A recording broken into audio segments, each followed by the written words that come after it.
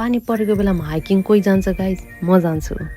मेरो चाहिँ आजको प्लान चाहिँ वाकायामा जाने थियो, अनि मेरो चाहिँ पानी परेको भएर सडनली चेन्ज भएर म चाहिँ नारा चुपो साकायामा गएँ होइन।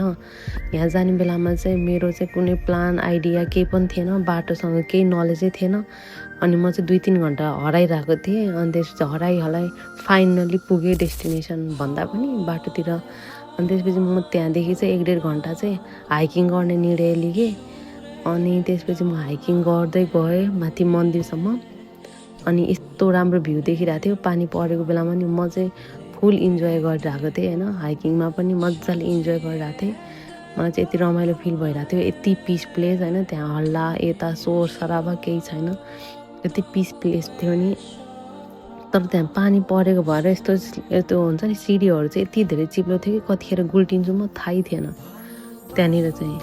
अनि यहाँ घुम्दै जाँदाखेरि चाहिँ यहाँ चाहिँ यति धेरै ठुलो बुद्धको मूर्तिहरू चाहिँ यति धेरै ठुलो थियो कि यहाँभित्र चाहिँ कतै कतै अलिकति मन खिन्न हुने कुराहरू पनि थियो। यहाँ चाहिँ कतिपय सामानहरू चाहिँ इन्डियाबाट ल्याएको रहेछ, सबै इन्डिया भनेर यहाँको गभर्मेन्टहरूमा चाहिँ सबै इन्डिया गभर्मेन्टलेबाट लिएर आएको भनेर लेखेको छ क्या सबै सामानहरू।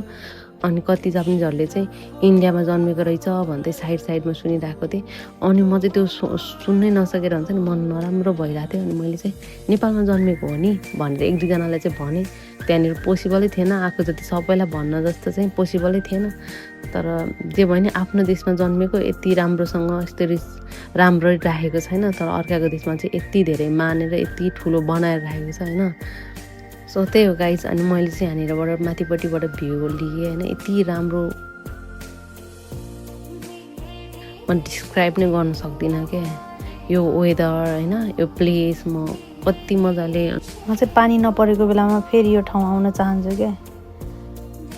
सो त्यही हो guys. Thanks for watching, love you all, bye by.